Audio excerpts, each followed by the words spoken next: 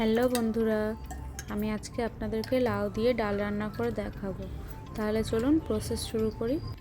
লাউটাকে কুচি কুচি করে এইভাবে কেটে নিতে হবে। তারপরে নিয়ে নিলাম 1 কাপ ডাল আর লাউটাকে ভালো করে ধুয়ে নেব। ইন্ডাকশনে একটা কড়াই বসিয়ে দিলাম, দিয়ে দেবো পরিমাণ মতো তেল। তার মধ্যে দিয়ে দেবো পেঁয়াজ কুচি আর লঙ্কা কুচি, দিয়ে এটাকে ভাজতে হবে। বেশি ব্রাউন করে ভাজার দরকার নেই, হালকা করে একটুখানি ভেজে নেব। নিয়ে দিয়ে দেব এর মধ্যে একটু হলুদ।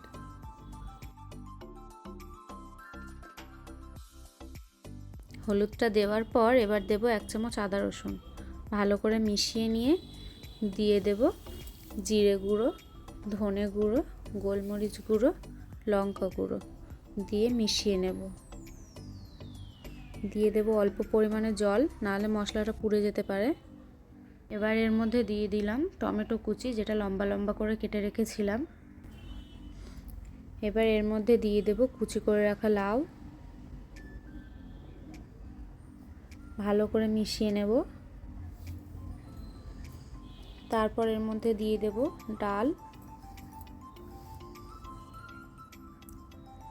ডালটা দিয়ে ভালো করে মিশিয়ে নিতে হবে। তারপর দিয়ে দেব পরিমাণ মতো জল।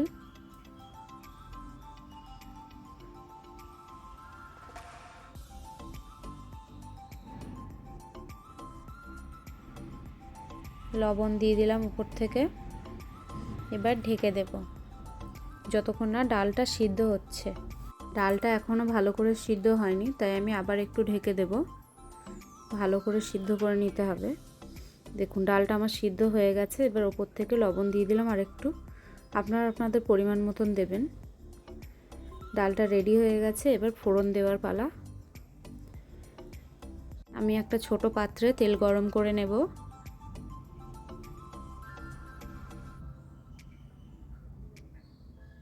তেলটা গরম হয়ে গেলে এর মধ্যে দিয়ে দেবো 1 চামচ রসুন কুচি।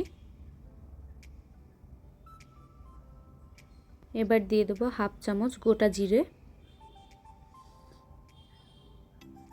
আর একটা শুকনো লঙ্কা 2 টুকরো করে দিয়ে দিলাম। আর কিছু দেওয়ার দরকার নেই।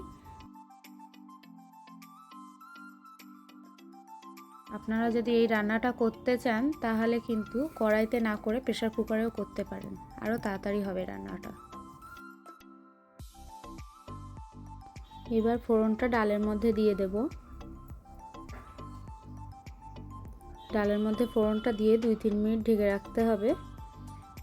2-3 মিনিট পর ঢাকনাটা খুলে একটু মিশিয়ে দেব।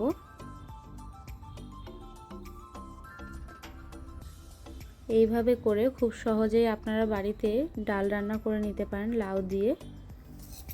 ভিডিওটি ভালো লাগলে লাইক কমেন্ট শেয়ার করে দেবেন, সাবস্ক্রাইব করে পাশে থাকবেন। ধন্যবাদ।